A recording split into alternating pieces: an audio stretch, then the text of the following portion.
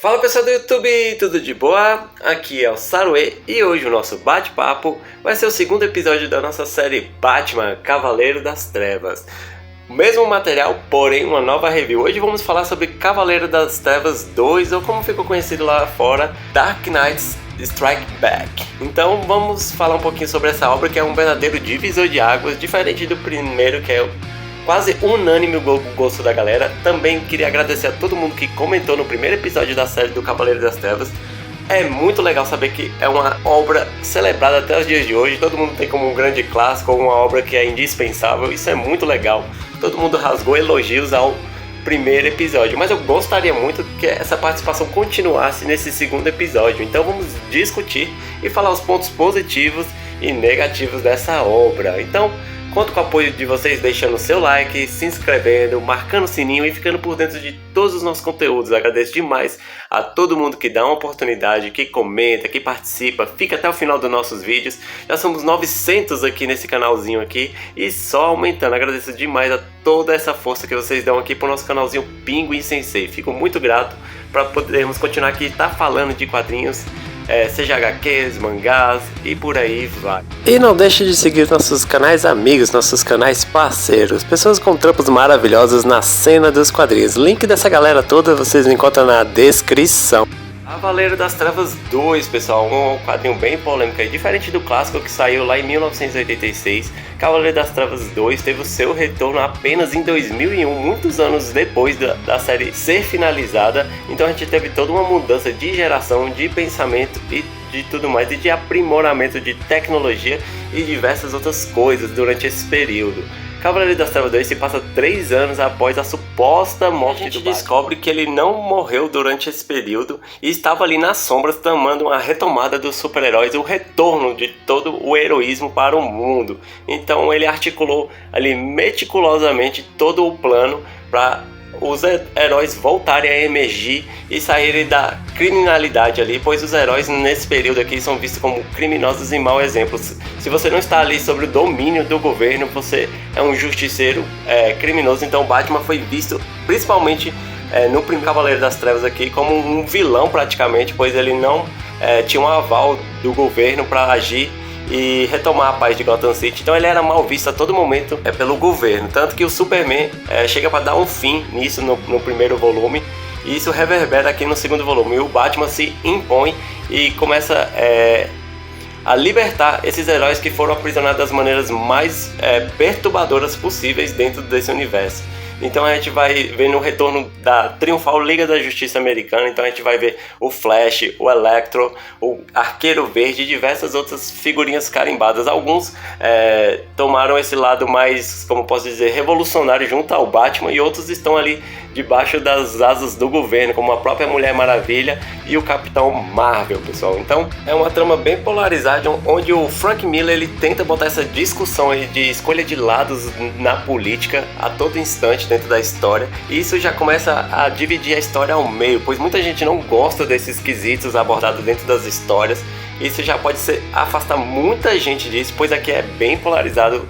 E mais diferente da polarização apenas, aqui é muito bem colocado. Eu acho bem interessante essa discussão que o Frank Miller nos proporciona. E aí começa o grande lance também da mudança de arte do Frank Miller.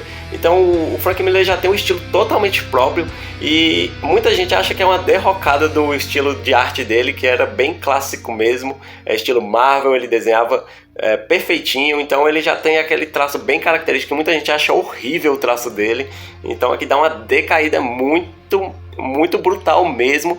E para piorar a situação, ele começa a usar meios digitais de colorização, então fica tudo meio abstrato e perdendo a forma em si. Então personagens como o Superman, que tinha a silhueta ali reconhecível, começa a ficar um tanto rabiscado. Ele tem um traço sujo e pesado, então muita gente pode estranhar essa mudança radical no estilo do Frank Miller. Mas lembrando que teve muitos anos aí de um Cavaleiro das Trevas para o outro, então o Frank Miller ele achou o estilo dele. Eu acho um pouquinho estranho o estilo dele, mas eu não acho feio. Eu acho que pra ele é o ápice dele, então tá tudo certo. Em momento nenhum achei que a história, a parte desenhada me tirou da história, mas realmente em alguns momentos ela gera confusão. Então a gente vê personagem com mão gigante, com a cabeça pequena, com os ângulos meio bizarros. Eu tenho certeza que quem leu desgostou bastante, principalmente por causa desse quesito. Mas o que mais me incomodou foram ele tentar replicar os balões da mídia jornalística. Diferente do Cavaleiro das Trevas 1, que a mídia jornalística cabia ali em fundamentos como polarizar quem tinha razão, o Coringa, o Batman. Eles sempre estavam acrescentando dentro da trama. Aqui a gente tem o boom da internet. Então qualquer um com a câmera pode ser uma espécie de jornalista, mas um jornalismo ali sem fundamento, sem especialização nenhuma, pessoal. Então, muitas vezes a história é interrompida por pessoas comentando simplesmente besteiras, e dentro da história é bem cabível e bem interessante a gente ver esse ponto do poder que a internet deu para qualquer pessoa anônima poder gerar um conteúdo, gerar uma atenção ali exagerada, e isso é interessante de se pensar. Porém, a execução que o Frank Miller faz aqui fica um tanto canastrona, um tanto bobinha até, e eu achei desinteressante, me tirou muitas vezes, assim, me incomodou mesmo, de,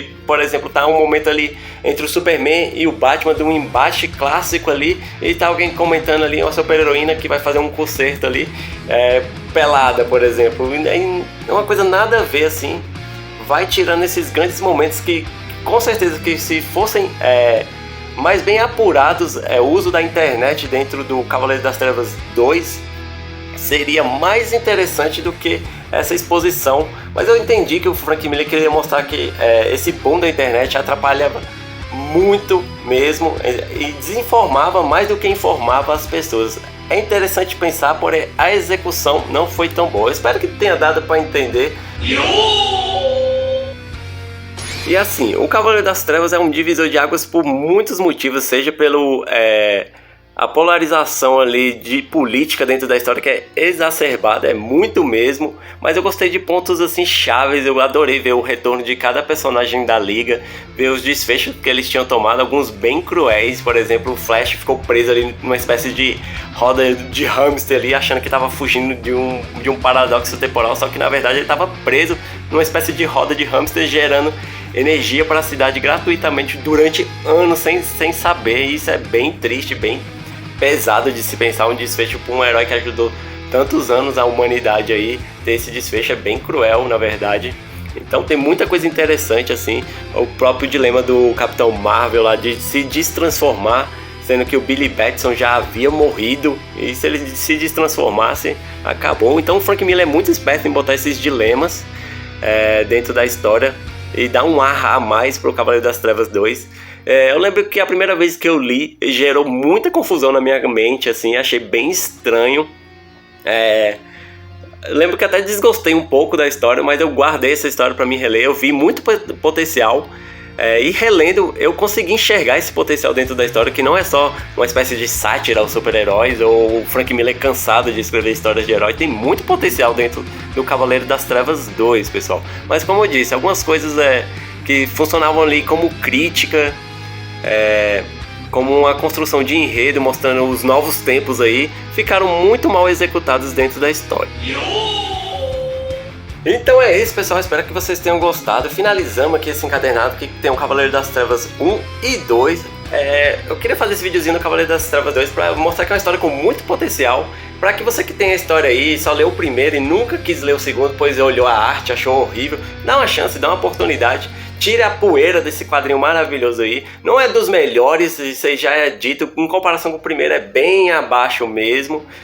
O Cavaleiro das Trevas 1 envelheceu como um grande clássico. E esse aí eu vejo muita gente falando que é uma espécie de paródia. O Frank Miller é cansado de escrever super-heróis e tudo mais. Mas é uma história com bastante potencial que não foi bem explorada na época. E comenta aí o que você acha de Cavaleiro das Trevas 2. Vamos debater e falar um pouquinho se você já leu essa história, se você nunca leu, achou interessante, quer tirar suas próprias conclusões. Comenta aí, bater um papo sobre essa história bem legal aí, com muito potencial, mas que não entregou tudo que ela podia. Então, comenta aí. E caso tenha gostado do vídeo, não deixe de deixar aquele like, se inscrever e marcar o sininho para ficar por dentro de todos os nossos conteúdos. Agradeço demais a todo mundo que vem participando de alguma maneira aqui.